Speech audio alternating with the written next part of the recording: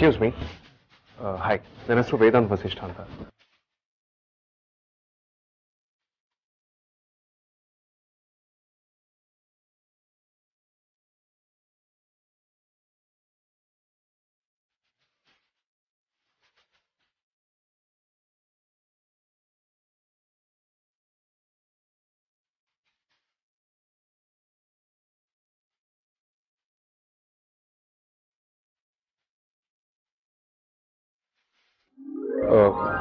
Phone ಮಾಡಿ ವಿಚಾರಿಸಿದೆ. ಬ್ಯಾಡ್ weather, flight land ಆಗೋದು late ಆಯ್ತಂತೆ. ಇನ್ನೊಂದು ಸ್ವಲ್ಪ ಹೊತ್ತು ಬಂದ್ಬಿಡ್ತಾರೆ. ಮಳೆ ಇಲ್ಲ, ಚಳಿ ಇಲ್ಲ, ಈಗೆಂತ ವೆದರ್ ಸಮಸ್ಯೆ ಆಗುತ್ತೆ? ಅವ್ನು ಯಾರೋ ಸುಮ್ಮನೆ ಕಾಗೆ ಆರಿಸಿದಾನೆ ಅನ್ಸುತ್ತೆ.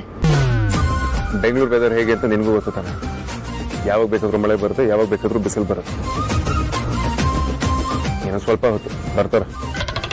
ಬಾಸ್, ನಾನು ಸಾಮಾನ್ಯವಾಗಿ ತಲೆಗೆ ಹೂ ಮುಡಿಯಲ್ಲ, ಅಂತಂದ್ರೆ ನೀವು ಕಿವಿಗೆ ಚೆಂಡು ಹೂವನ್ನೇ ಮುಡ್ಸಕ್ ಬಂದ್ರೆ ನಾನ್ ಬಿಡ್ತೀನ? ಸುಳ್ಳು ಹೇಳೋ ನೆಸೆಸಿಟಿ ನನಗೇನಿದೆ? ನಾನೇ ದಿನಕ್ಕೂ ಸುಳ್ಳು ಹೇಳ್ಬೇಕು? ಏನೋ ಸ್ವಲ್ಪ ಹೊತ್ತು ಬರ್ತಾರೆ.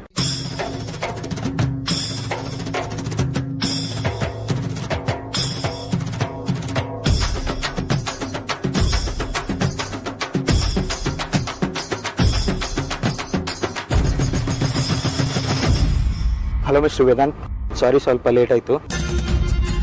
ಪರವಾಗಿಲ್ಲ, ಪ್ಲೀಸ್ ಇಡ. ಬೈ ದ ವೇ, ಇವ್ರು ಯಾರು ಅಂತ ಗೊತ್ತಾಗ್ಲಿಲ್ಲ. ಹಾ, ಸಾರಿ, ಇಂಟ್ರಡ್ಯೂಸ್ ಮಾಡೋದೇ ಮರ್ತು ಹೋದೆ. ಚೆನ್ನಾಗಿ ಮೇಂಟೈನ್ ಮಾಡ್ತಿದ್ದೀರಾ? ಹೀಗೆ ಮೇಂಟೈನ್ ಮಾಡಿ.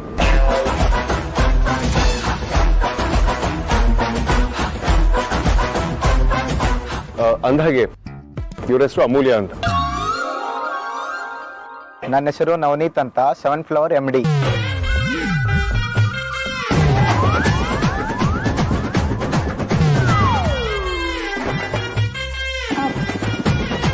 Seven plaza?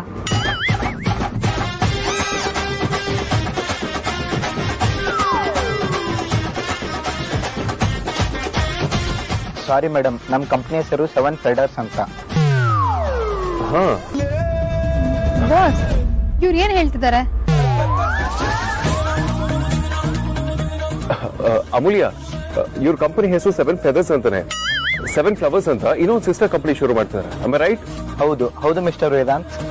ಅಲ್ಲ, ನಾನ್ ಯಾವತ್ತೂ ಈ ತರ ಹೆಸರುಗಳು ಕೇಳೇ ಇಲ್ಲ. ಈ ತರನು ಹೆಸರಿಡ್ತಾರ? ಯಾರು ಇಟ್ಟಿಲ್ಲ ಅಂತಾನೆ ನಾವು ಇಟ್ಟಿರೋದು.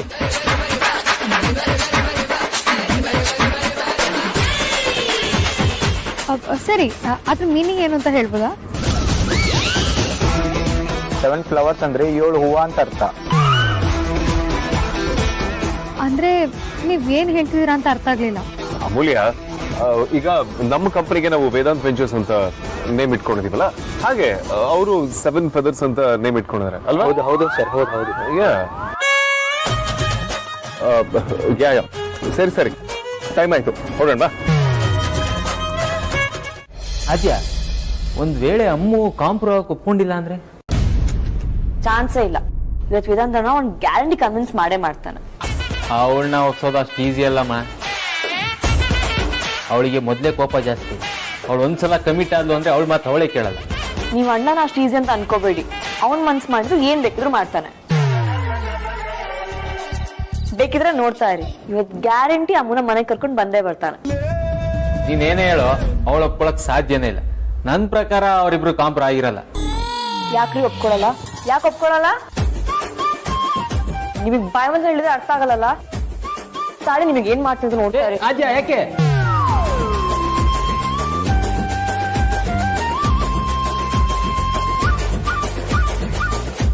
ನಾವ್ ಮಾತಾಡ್ತಿರೋದು ನಮ್ ವಿಷಯ ಅಲ್ಲ ಕಣೆ, ವೇದಾಂತ ಅಮ್ಮು ಬಗ್ಗೆ. ವೇದಾಂತ ಕೋಪ ಬಂದ್ರೆ ನಿನ್ ತರ ಬಿಹೇವ್ ಮಾಡ್ತಾನೆ ಅನ್ಕೊಂಡಿದ್ಯಾ? ನೋಡೆ, ನೀನ್ ಈ ತರ ರೊಚ್ಚಿದ್ರೆ ಯಾವ ಪ್ರಯೋಜನೂ ಇಲ್ಲ. ವೇದಾಂತು ಅಮ್ಮನ ಕನ್ವಿನ್ಸ್ ಮಾಡ್ಬೇಕಷ್ಟೇ, ಹಾಗಾದ್ರೇನೆ ಎಲ್ಲ ಓಕೆ ಆಗುತ್ತೆ. ಅದೆಲ್ಲ ನಂಗೆ ಗೊತ್ತಿಲ್ಲ. ಇವತ್ತೇನಾದ್ರೂ ಅವ್ರಿಬ್ರು ಕಾಂಪ್ರೋ ಆಗ್ಲೇಬೇಕು. ಅಮ್ಮು ಒಪ್ಕೊಳ್ತಿರೋ ನನಗೆ ಗೊತ್ತಿಲ್ಲ, ನೀವು ಅದ್ರ ಒಪ್ಕೊಳ್ಳೇಬೇಕು. ಇದೊಳ್ಳೆ ಕಥೆ ಆಯ್ತಲ್ಲ. ಜಗಳ ಮಾಡ್ಕೊಂಡವ್ರು ಅವ್ರಿಬ್ರು, ನಾನು ಯಾಕೆ ಒಪ್ಕೋಬೇಕು? ನೀನ್ ಆತರ ನೋಡ್ಬಿಟ್ರೆ ಹೆದರ್ಕೊಂಡ್ಬಿಡ್ತೀನಾ? ದಾದಾ ಅಲ್ಲ ಅಂದ್ರೆ ಹೆದರ್ಕೊಳ್ತೀನಿ ಅಂತ ಹೇಳಕ್ ಬಂದೆ. ಅಷ್ಟಕ್ಕೆ ದಾದಾ ಎಲ್ಲ ಯಾಕೆ? ಬಂದಿದ್ದಾರೆ.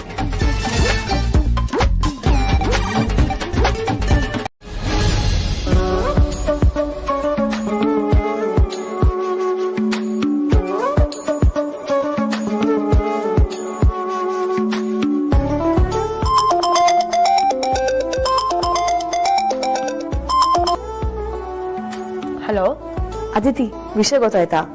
ಯಾವ ವಿಷಯ ಅದಕ್ಕೆ? ಇವತ್ತು ಅಮ್ಮು ಮತ್ತೆ ವೇದಾಂತನ ಒಂದಾಗ್ತಾರೆ. ಅದಕ್ಕೆ ನಾನು ಮತ್ತೆ ಸಾರ್ಥಕ್ ಏನೋ ಪ್ಲಾನ್ ಮಾಡಿದೀವಿ. ಅದಕ್ಕೆ ಅವ್ರಿಬ್ಬರನ್ನ ಹೋಟೆಲ್ ಕಳಿಸ್ತಾ ಇದೀವಿ. ಅವ್ರಿಬ್ರು ರಾಜ್ಯ ಆಗ್ಲೇಬೇಕು, ಬೇರೆ ಆಪ್ಷನ್ ಇಲ್ಲ. ಆದಷ್ಟು ಬೇಗ ಒಂದ್ ಮಾಡಕ್ ಹೇಳಿ. ಅದಕ್ಕೆ ಅವ್ರಿಬ್ರು ನಾನೊಂತೀರಾ ನೀನೊಂತೀರಾ ಅಂತ ಜಗಳ ಮಾಡ್ಕೊಂಡಿರೋದು ನೋಡಕ್ಕೆ ಆಗ್ತಾ ಇಲ್ಲ.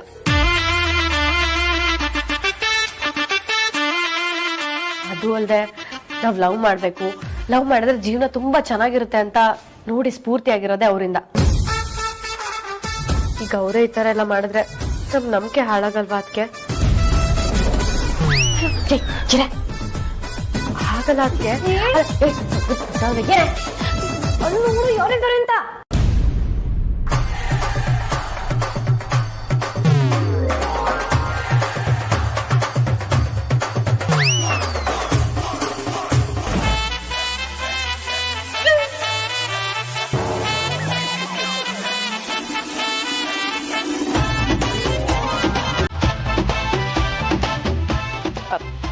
ಅದಕ್ಕೆ ಈಗಲೇ ಅಮ್ಮಂಗೆ ಹೇಳ್ತೀನಿ. ಬಾಯ್.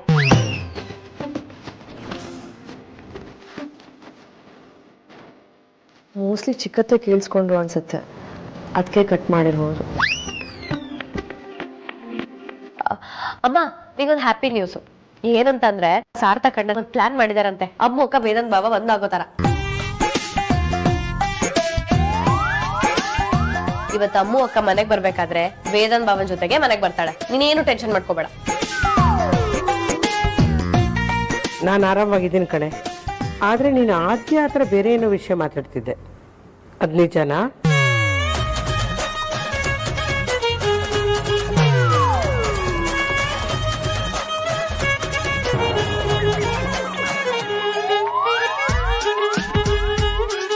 ಬೇರೆ ಯಾವ್ದೋ ವಿಷಯನಾ? ಯಾವ ವಿಷಯ? ಅದೇ ಲವ್ ಮಾಡೋದಕ್ಕೆ ಅವರೇ ಸ್ಫೂರ್ತಿ ಅಂತ ಹೇಳ್ತಿದ್ಯಲ್ಲ, ಅದ್ರ ಬಗ್ಗೆ ಕೇಳ್ತಾ ಇದ್ದೀನಿ.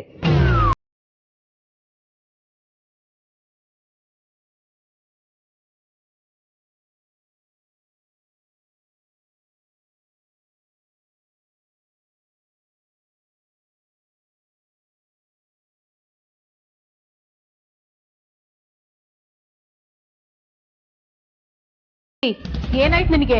ಊಟ ಮಾಡೋ ತಟ್ಟೆನ್ ಕಿತ್ಕೊಳ್ತಿದ್ಯಾ? ಆದ್ಯ ಊಟ ಮಾಡ್ತಿರೋದ್ ನಿನ್ ಕಣ್ ಕಾಣಿಸ್ತಿಲ್ವಾ?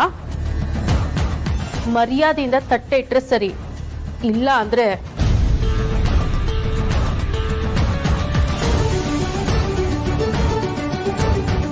ವೈದೇಹಿ ಅವರೇ, ಊಟದ ತಟ್ಟೆ ಕಿತ್ಕೊಳ್ಳೋಷ್ಟು ಕೆಟ್ಟವಳಲ್ಲ ನಾನು. ಆದ್ರೆ ಅವ್ರಿಗೆ ಬದನೆಕಾಯಿಂದ ಅಲರ್ಜಿ ಇದೆ.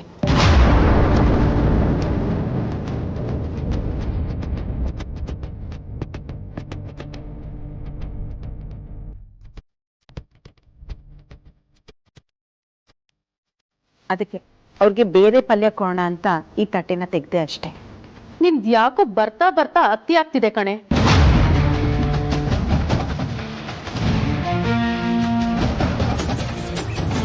ನೀನ್ ಈ ಮನೆ ಕೆಲ್ಸದೋಳಾಗಿರೋ, ಅದು ಬಿಟ್ಟು ನನ್ ಮಕ್ಳಿಗೆ ತಾಯಿಯಾಗಕ್ ಬರ್ಬೇಡ. ಅಮ್ಮ ಪ್ಲೀಸ್ ಹಾಗೆಲ್ಲ ಅನ್ಬೇಡಿ. ನಿನಗ್ ಗೊತ್ತಾಗಲ್ಲ, ಸುಮ್ನೆ ಇರೋ ಆದ್ಯ. ಇವಳನ್ನ ಹೀಗೆ ಬಿಟ್ರೆ ತಲೆ ಮೇಲೆ ಕೂತ್ಕೊಳ್ತಾಳೆ. ಅಮ್ಮ ಅವ್ರು ಹೇಳ್ತಾ ಕರೆಕ್ಟು. ನಿಮ್ ಚಿಕ್ಕ ವಯಸ್ಸಿನ ಬದನೆಕಾಯಿ ಪಲ್ಯ ಅಂದ್ರೆ ಆಗಲ್ಲ. ತಿಂದ್ರೆ ಮೈಯೆಲ್ಲ ಅಲರ್ಜಿ ಆಗತ್ತೆ, ಫುಲ್ ಒಂಥರ ಇಚ್ಚಿಂಗ್ ಸ್ಟಾರ್ಟ್ ಆಗತ್ತೆ.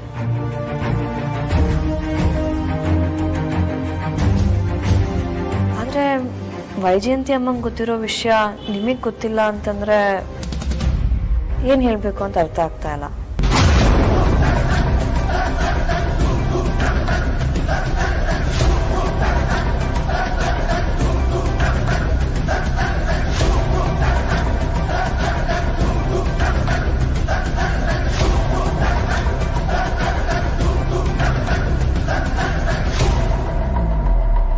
ತಿಂದಿಲ್ಲ ಅಂದಿದ್ರೆ ಅದನ್ನ ತಿಂದ್ಬಿಡ್ತಿದ್ದೆ ಅಂತ ಅನ್ಸುತ್ತೆ. ನನ್ ಬದನೆಕಾಯಿ ಪಲ್ಯ ತಿಂದ್ರೆ ಹಾಸ್ಪಿಟಲ್ಗೆ ಹೋಗಿ ಅಲರ್ಜಿ ಸರಿ ಆಗಲ್ಲ. ಆದ್ಯ ಸಾರಿ, ನಾನು ಯಾವ್ದೋ ಜ್ಞಾನದಲ್ಲಿ ನಿನ್ಗೆ ಹೇಳೋದನ್ನೇ ಮರ್ತಿದ್ದೆ. ಯಾರ್ದೋ ಮಕ್ಳಿಗೆ ತಾನೇ ತಾಯಿ ಅಂತ ಸುಳ್ಳು ಹೇಳ್ಕೊಂಡ್ ಬಂದ್ರೆ ಇದೇ ಆಗೋದು. ತನ್ನ ಮಕ್ಳಿಗೆ ಏನ್ ಬೇಕು ಏನ್ ಬೇಡ ಅನ್ನೋ ಸತ್ಯ ಹೆತ್ತ ತಾಯಿಗೆ ಮಾತ್ರ ಗೊತ್ತಿರತ್ತೆ. ಆ ಸತ್ಯಗಳೇ ಕೊನೆವರೆಗೂ ನನ್ನನ್ನ ನನ್ನ ಮಕ್ಕಳನ್ನ ಕೈ ಹಿಡಿಯತ್ತೆ. ನೀನಂತ ಎಷ್ಟು ಜನ ಬಂದ್ರು ಯಾರು ಏನು ಮಾಡಕ್ಕಾಗಲ್ಲ. ಅವಳಿಗೆ ಬದನೆಕಾಯಿ ಪಲ್ಯ ಆಗಲ್ಲ, ಅವನಿಗೆ ಪಟಾಕಿ ಆಗಲ್ಲ. ಇನ್ನು ಈ ಮನೆಯಲ್ಲಿ ಯಾರ್ಯಾರಿಗೆ ಏನೇನಾಗಲ್ವೋ ಫಸ್ಟ್ ಸುಹಾಸಿನಿನ ವಿಚಾರಿಸ್ಕೋಬೇಕು. ಅವಳಿಂದಾನೆ ನನ್ಗಿಷ್ಟೆಲ್ಲ ಅವಮಾನ ಆಗ್ತಾ ಇರೋದು. ಬೇಕಿದ್ರೆ ನೋಡ್ತಿರೋ ಎಲ್ಲ ಹೇಗ್ ಸುಖಾಂತಿ ಆಗುತ್ತೆ ಅಂತ ನಿನಗೆ ಗೊತ್ತಾಗುತ್ತೆ. ಹೌದಾ? ಅದ ಹೇಗೆ? ಚಿಕ್ಕಮ್ಮನಿಗೆ ಒಂದು ಸೂಪರ್ ಆಗಿರೋ ಐಡಿಯಾ ಕೊಟ್ಟಿದ್ದೀನಿ. ಅಮ್ಮು ನಿಮ್ ಮಾತು ಕೇಳಿಲ್ಲ ಅಂದ್ರೆ ಈ ಬ್ರಹ್ಮಾಸ್ತ್ರನ ಅವಳ ಮೇಲೆ ಬಿಡಿ ಅಂತಾನು ಹೇಳಿದೀನಿ. ಚಿಕ್ಕಮ್ಮ ಮೋಸ್ಟ್ಲಿ ಇವತ್ತು ಅದನ್ನ ಪ್ರಯೋಗ ಮಾಡ್ಬೋದು ಅನ್ಸುತ್ತೆ. ಕೊಂಕಣ ಸುತ್ತಿ ಯಾಕೆ ಮೈಲಾರಕ್ಕೆ ಬರ್ತಾ ಇದೀರಾ? ಡೈರೆಕ್ಟ್ ಆಗಿ ವಿಷಯಕ್ಕೆ ಬನ್ನಿ ಅಲ್ಲ. ಹೇಳ್ತೀನಿ ಕೇಳು. ಅಮ್ಮು ಈ ಸಿಚುವೇಶನ್ ಅಲ್ಲಿ ಬೆಂಡ್ ಆಗೋದು ಇದೊಂದೇ ಕಾರಣಕ್ಕೆ ಮಾತ್ರ. ಸೊ ನಾವೀಗ ಇದನ್ನ ಅವಳ ಮೇಲೆ ಪ್ರಯೋಗ ಮಾಡಬೇಕು.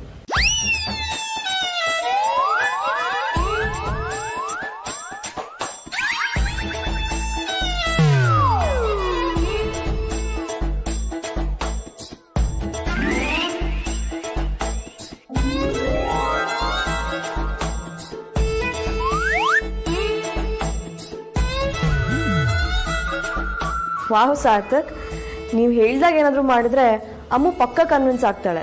ಮನೆಗಂತೂ ಪಕ್ಕ ವಾಪಸ್ ಬರ್ತಾಳೆ. ಮತ್ತೆ ನಾವು ಅಂದ್ರೆ ತಮಾಷೆನ?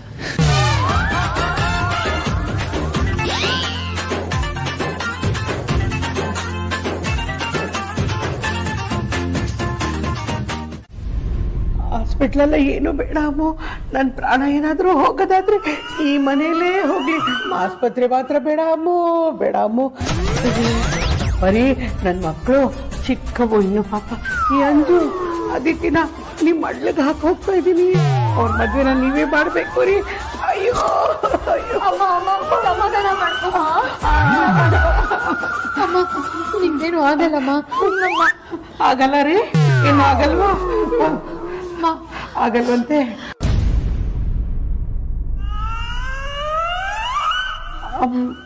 ಅಮ್ಮೋ ಕಾಸೆ ಇದೆ ಕಣಮ್ಮ. ಅದೇನು ಅಂತ ಹೇಳ್ತೀನಿ, ಅದನ್ನ ನೆರವೇರಿಸಿ ಅಂತ ಆಸೆ ಕೊಡಮ್ಮ. ಏನು ಅಂತ ಹೇಳಮ್ಮ, ಖಂಡಿತವಾಗ್ಲೂ ನಡ್ಸ್ಕೊಡ್ತೀನಿ.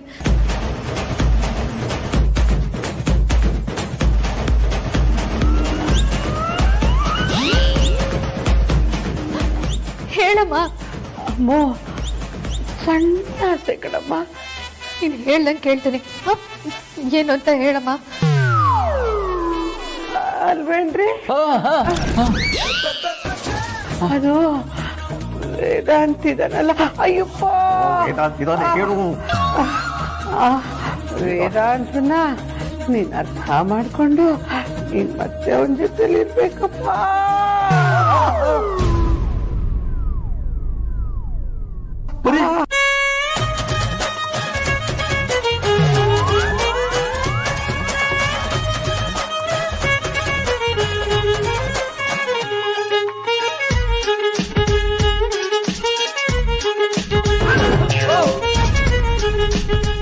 ಅಮ್ಮು ಅಮ್ಮ, ನಿನಗೆ ಬೇಕಾದ್ರೆ ಕೈ ಮುಗಿದು ಕೇಳ್ಕೊತೀನಿ ಅಮ್ಮ.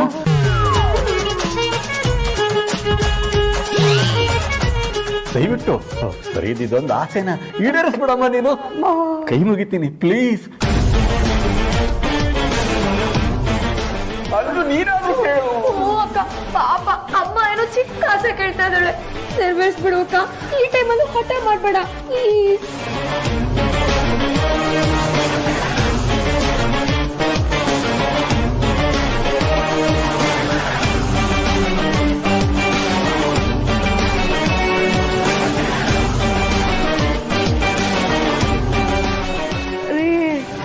ನೋಡ್ರಿ, ನಮ್ಮ ಮಗಳು ತುಂಬಾ ಹಠ ಮಾಡ್ತಾ ಇದ್ದಾಳೆ. ಅವಳನ್ನ ಬದುಕೋದು ಇಷ್ಟ ಇಲ್ಲ ಅನ್ಸುತ್ತೆ.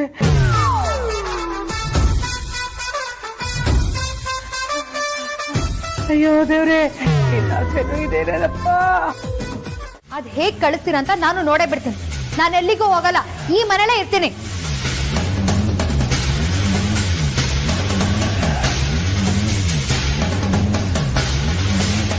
ಏಯ್, ನಿನ್ ಹಿಂದೆ ಕೊಡೆ ಫೋನ್ ಇದೆ, ಕೊಡೆ.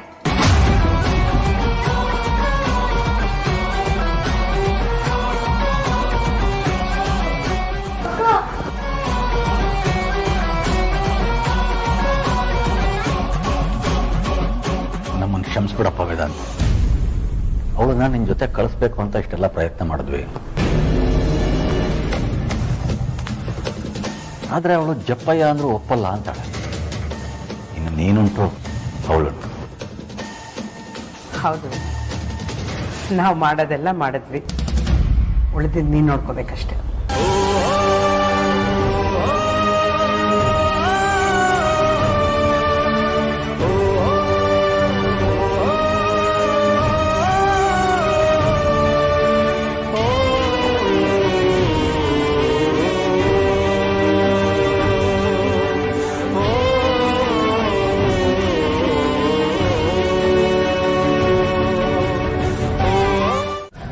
ನಿಜ ಹೇಳ್ಬೇಕು ಅಂದ್ರೆ ಚುಳು ಆ ತೇಜಸ್ ಕಡೆಯವರು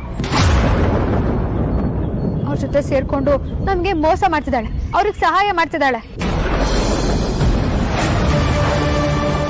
ಸಿಕ್ಕಿದ್ರೆ ನೀನೇ ಯೋಚನೆ ಮಾಡು, ಆ ಕ್ರಿಮಿನಲ್ ತೇಜಸ್ ಜೊತೆ ಕೈ ಜೋಡಿಸ್ತಿರೋಳು ನಿಮ್ಮ ಅಮ್ಮ ಆಗೋದಕ್ಕೆ ಹೇಗ್ ಸಾಧ್ಯ?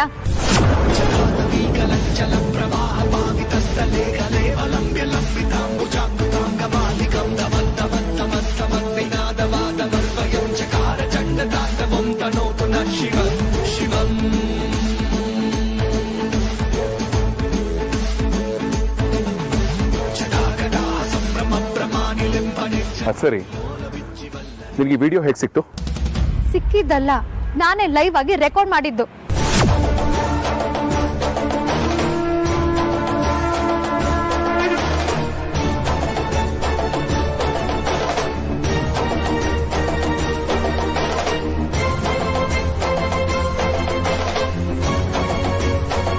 ಈಗಲಾದ್ರೂ ನಾನು ಹೇಳೋದನ್ನ ಸೀರಿಯಸ್ ಆಗಿ ತಗೋ. ಅವತ್ತೇ ನಾವು ಟೇಪ್ ಕೊಟ್ಟಿದ್ದು ಯಾರು, ನಿಮ್ಮಮ್ಮ ಆಶ್ರಮದಲ್ಲಿದ್ದಾರೆ ಅಂತ ಮಿಸ್ಲೀಡ್ ಮಾಡಿದ್ದು ಯಾರು ಅಂತ ಕ್ರಾಸ್ ಚೆಕ್ ಮಾಡಿದಿದ್ರೆ ಇವತ್ತಿಷ್ಟೆಲ್ಲ ಆಗ್ತಾನೆ ಇರ್ಲಿಲ್ಲ. ನಿಜ ಏನು ಅಂತ ಅವತ್ತೇ ಗೊತ್ತಾಗಿರೋದು. ಅಮೂಲ್ಯ, ಅಮ್ಮ ಸತ್ತು ಹೋಗಿದ್ದಾರೆ ಅನ್ಕೊಂಡು ಬದುಕ್ತಿದ್ದವ್ ನಾನು. ಬದುಕಿದ್ದಾರೆ ಅಂತ ನೀವುಗಳೇ ಹೇಳಿತ್ತು. ಅವ್ರು ವಾಪಸ್ ಬಂದಾಗ ಏನೇನು ಯೋಚನೆ ಮಾಡೋ ತಾಳ್ಮೆ ನಾನು ಇರಲಿಲ್ಲ. ಅದಕ್ಕೆ ಹೀಗೆಲ್ಲ ಆಯ್ತು ಅನ್ಸುತ್ತೆ. ಬಟ್ ಅವ್ರು ನನ್ನ ಫೀಲಿಂಗ್ಸ್ ಜೊತೆ ಹೀಗೆ ಆಟ ಆಡ್ತಾರೆ ಅಂತ ನಾನು ಅನ್ಕೊಂಡಿರಲಿಲ್ಲ. ನಿಮ್ಗೆ ಈಗಲೂ ನನ್ನ ಮಾತಿನ ಮೇಲೆ ನಂಬಿಕೆ ಬರ್ತಾ ಇಲ್ವಾ? ನಾನೇ ನಂಬ್ತಿಲ್ಲ ಅಂತಲ್ಲ ಅಮೂಲ್ಯ, ಖಂಡಿತವಾಗ್ಲೂ ನಿಮ್ಮ ಮಾತು ನಂಬ್ತೀನಿ. ಆದ್ರೆ ಅಮ್ಮ ಅಂತ ಹೇಳ್ಕೊಂಬಂದು ಹೆಂಗಸು ಈ ರೀತಿ ಎಲ್ಲ ಮಾಡಿದ್ರಲ್ಲ ಅಂತ ನಂಗೆ digest ಮಾಡ್ಕೊಳ್ಳೋದಕ್ಕಾಗ್ತಿಲ್ಲ.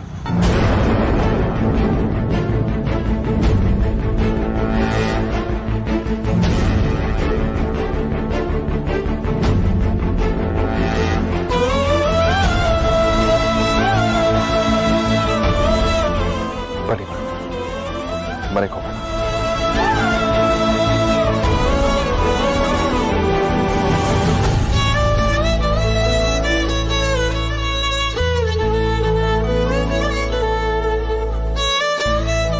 I am sorry Vedant. ನಾನು ಹೇಳಿದ್ ಕೇಳಿ ನಿಂಗೆ ಶಾಕ್ ಆಗಿದೆ ಅಂತ ನನಗೆ ಗೊತ್ತು. ಬಟ್ ಏನು ಮಾಡೋಕ್ಕಾಗಲ್ಲ, ಅದೇ ಸತ್ಯ, ನಂಬಲೇಬೇಕು. ಆದಷ್ಟು ಬೇಗ ಅವಳ ಮನೆಯಿಂದ ಆಚೆ ಹಾಕ್ಬೇಕು, ಇಲ್ಲ ಅಂದ್ರೆ ಮನೆನೇ ಸರ್ವನಾಶ ಮಾಡ್ಬಿಡ್ತಾಳೆ. ನಾನು ಇನ್ನೊಂದು 2 ದಿನ ಟೈಮ್ ಕೊಡು. ಏನ್ ಮಾಡಬೇಕು ಅಂತ ನನಗೆ ಚೆನ್ನಾಗಿ ಗೊತ್ತು. ಸಾರಿ. ನಾನು ಸಾರಿ.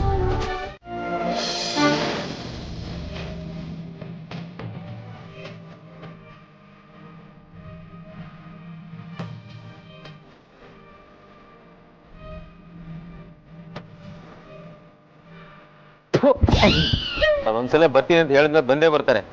ಅದ್ಯಾಕೆ ಅನ್ಸುಟ್ ಪೆಕ್ತರ ಓಡಾಡ್ತಾ ಇದ್ರ? ಸುಮ್ಮನೆ ಇರಿ ಸಾರ್ಥಕ್ ಸರ್. ಬಣ ಬಾಸು ರೌಡಿ ಮೇಡಮು ಜಗಳ ಆಡ್ಕೊಂಡು ಮೇಡಮು ಮನೆ ಬಿಟ್ಟು ಹೋದಾಗ ಅವರಿಬ್ರು ಕೊಟ್ಟಿರೋ ಟಾರ್ಚರ್ ನಾನು ಹೆಂಗ್ ತಡ್ಕೊಂಡಿದ್ದೀನಿ ಅಂತ ನನಗೆ ಗೊತ್ತು. ಈಗ ಒಂದಾಗ್ತಾ ಇದ್ದಾರೆ. ಟಾರ್ಚರ್ ಎಲ್ಲ ತಪ್ಪು ಅಂತ ಖುಷಿ ಪಡ್ತಾ ಇದ್ರೆ ನಿಮ್ಗೆಲ್ಲ ಅರ್ಥ ಆಗುತ್ತೆ. ಬೆಲೂನ್ ಯಾಕೆ ಇಟ್ಕೊಂಡಿದ್ದೀರಾ? ಅವ್ರು ಬರೋಷ್ಟು ಹೊಡೆದೋದ್ರೆ ಏನ್ ಮಾಡ್ತೀರಾ? ನಾನು ಈ ಬಲೂನ್ ಆದ್ರೂ ತಗೊಂಡ್ಬಂದಿದ್ದೀನಿ, ನೀವು ಅದನ್ನು ತಂದಿಲ್ಲ. ಅವ್ರು ಬರ್ತಿರೋದ್ ಕಾರಣನೇ ನಾನು.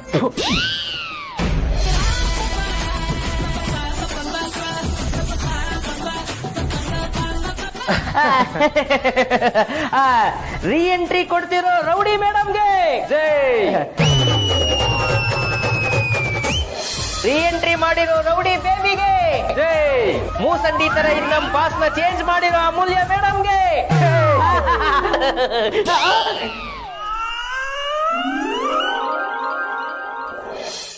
ವೇದಾಂತ್ ಅವ್ರೆ, ನೀವೇ ಹೋಗಿ ಕರ್ಕೊಂಡ್ ಬಂದ್ರ? ನಾನೇ ಹೋಗ್ಬೇಕು. ಕೊನೆಗೂ ನಾನು ಅನ್ಕೊಂಡ್ ಹಾಗೆ ಆಯ್ತು. ವೇದಾಂತ್ ಅವ್ರೆ, ನೀವೇ ಹೋಗಿ ಅಮೂಲ್ಯ ಅವ್ರನ್ನ ಕರ್ಕೊಂಡ್ ಬಂದಿದ್ದು ಎಷ್ಟು ಖುಷಿ ಆಯ್ತು ಗೊತ್ತಾ? ಅಮ್ಮ, ಆಕ್ಚುಲಿ ನಿಜ ಏನ್ ಗೊತ್ತಾ, ಅಮೂಲ್ಯನ ನಾನ್ ತುಂಬಾ ಮಿಸ್ ಮಾಡ್ಕೊಳ್ತಿದ್ದೆ. ಅವಳಿಂದೆ ಏನೋ ಕಳ್ಕೊಂಡಿದ್ದೀನಿ ಏನೋ ಫೀಲ್ ಇತ್ತು. ನಾನು ಅವಳ ಮೇಲೆ ತುಂಬಾನೇ ಡಿಪೆಂಡ್ ಆಗಿದ್ದೀನಿ ಅಂತ ಗೊತ್ತಾಗಿತ್ತು ಇವಳ ಅಬ್ಸೆನ್ಸ್ ಅಲ್ಲಮ್ಮ. ಹಲೋ, ಎಕ್ಸ್ಕ್ಯೂಸ್ ಮೀ, ಏನ್ ಡಿಪೆಂಡ್ ಅಂತೆಲ್ಲ ಮಾತಾಡ್ತಾ ಇದೀಯಾ? ನೀನ್ ಮಾತ್ರ ಮಿಸ್ ಮಾಡ್ಕೊಂಡಿರೋದಲ್ಲ, ನಾನು ನಿನ್ನ ತುಂಬಾ ಮಿಸ್ ಮಾಡ್ಕೊಂಡಿದ್ದೀನಿ. ಪ್ರತಿ ಕ್ಷಣನೂ ಸತ್ತು ಸತ್ತು ಬದುಕಿದ್ದೀನಿ ಗೊತ್ತಾ? ನೀನ್ ನೆನಪಾದಾಗಲ್ಲ ಬಿಕ್ಕಿ ಬಿಕ್ಕಿ ಹತ್ತಿದ್ದೀನಿ. ಹೇಳಿ ಕೇಳಿ ಹೆಣ್ ಹಾರ್ಟು ನಮ್ದು, ಸ್ವಲ್ಪ ಫೀಲಿಂಗ್ಸ್ ಎಲ್ಲ ಜಾಸ್ತಿನೇ ಇರುತ್ತೆ. ಅಂತದ್ರಲ್ಲಿ ನೀನ್ ಡಿಪೆಂಡ್ ಅಂತೆಲ್ಲ ಮಾತಾಡ್ತೀಯಲ್ಲ. ಏ ಬಜಾರಿ, ಈಗ ತಾನೇ ಮನೆಗೆ ಬಂದಿದ್ಯಾ, ಈ ವಿಷಯಕ್ಕೂ ಯಾರಾದ್ರೂ ಜಗಳ ಆಡ್ತಾರ? ನಾನ್ಸೆನ್ಸ್. ಅಮ್ಮ ನೋಡಿ ನಿಮ್ ಸಸ್ಯನ ಎಷ್ಟು ಹೋಪ್ಲೆಸ್.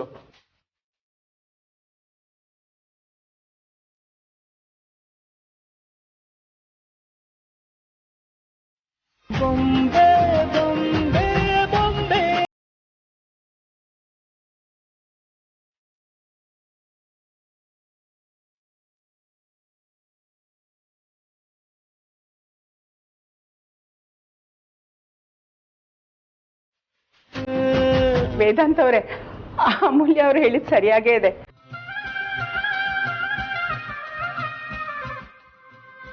ಅದು ಡಿಪೆಂಡೆನ್ಸಿ ಅಂತಲ್ಲ, ಅವರು ನಿಮ್ಮ ಮೇಲಿಟ್ಟಿರೋ ನಂಬಿಕೆ.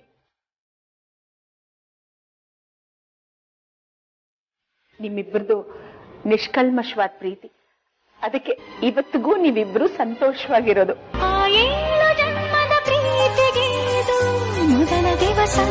ನೋಡಿ, ಸಂಸಾರ ಅಂದ್ಮೇಲೆ ಆಗಾಗ ಮನಸ್ತಾಪಗಳು ಬರ್ತಾ ಇರೋದು ಸಹಜ. ನೀವಿಬ್ರು ನಿಮ್ ಜಗಳನ ರಂಪ ಮಾಡ್ಕೋಬಾರ್ದು. ಆದಷ್ಟು ನೀವಿಬ್ರೇ ಅದನ್ನ ಬಗೆಹರಿಸ್ಕೋಬೇಕು.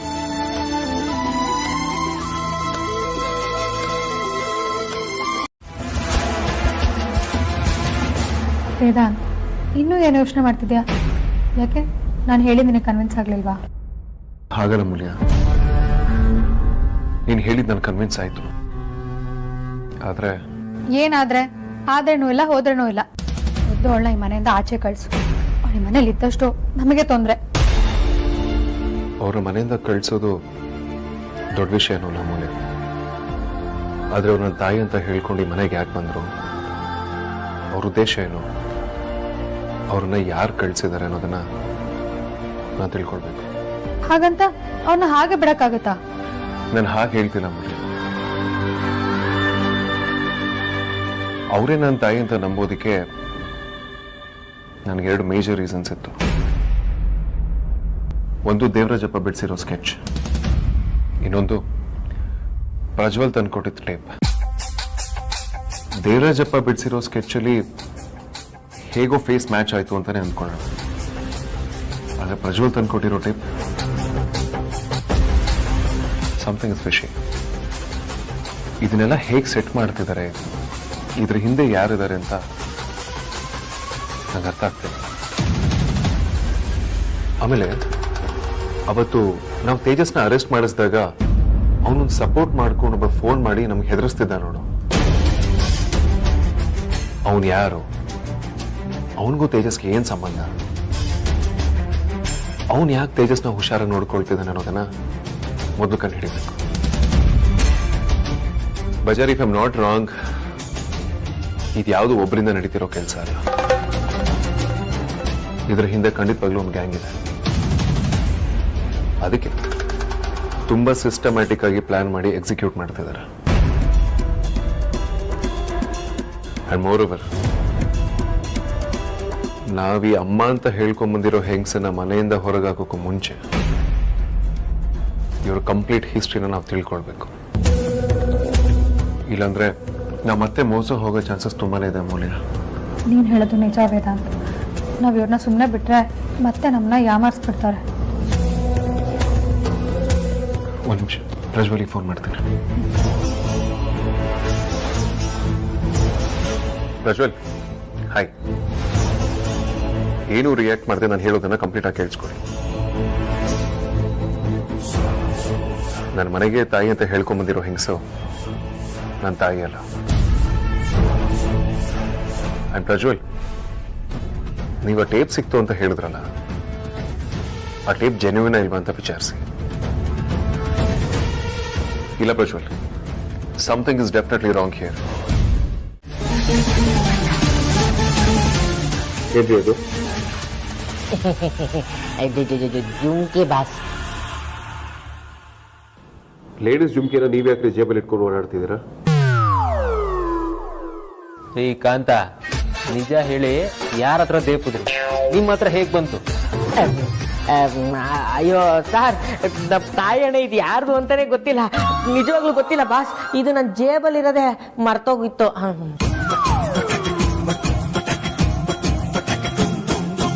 ನಿಮ್ ಜೇಬಲ್ಲಿ ಇತ್ತ? ಎಲ್ಲಿ ಸಿಕ್ತದು?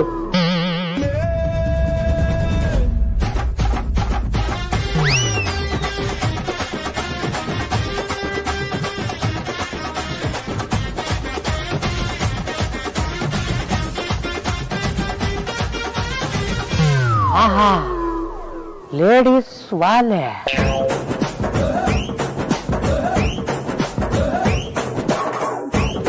ನಿಮ್ಮನೆ ಕೇಳ್ತಿರೋದು, ಹೇಳಿಕಂತ. ಬಾಸ್, ಅದೇ ಅವತ್ತು ಪ್ರಜ್ವಲ್ ಒಂದು ಲೊಕೇಶನ್ ಕಳ್ಸಿದ್ನಲ್ಲ, ನಾನು ನೀವು ಪ್ರಜ್ವಲ್ 3 ಜನ ಅದೊಂದು ಗೋಡೌನ್ಗೆ ಹೋಗಿದ್ವಲ್ಲ, ಅಲ್ಲಿ ಇದು ಬಿದ್ದಿತ್ತು.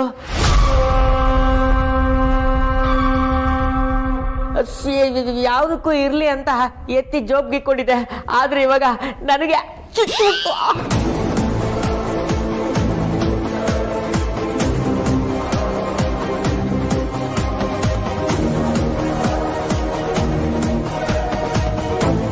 ಕುಡಿಲಿ.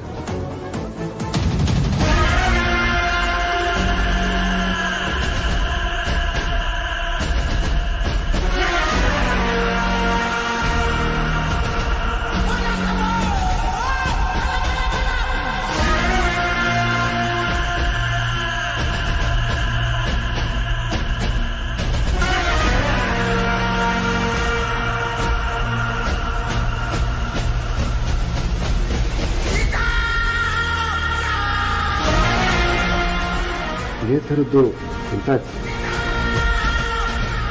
ಸೇಮ್ ಹೀಗೆ ಇದೆ. ನಾನು ಸುಹಾಸಿನಿ ಅಮ್ಮನಿಗೆ ಗಿಫ್ಟ್ ಕೊಟ್ಟಿದ್ದೆ.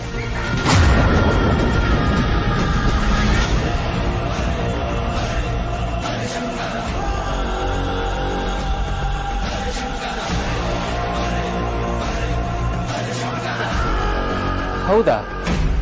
ಹಾಗಾದ್ರೆ ಆ ಜಾಗದಲ್ಲಿ ಸಿಗೋಕೆ ಹೇಗೆ ಸಾಧ್ಯ? ಸುಹಾಸಿನಿ ಅತ್ತೆ ಏನಾದ್ರೂ ಆ ಜಾಗಕ್ಕೆ ಹೋಗಿದ್ರಾ?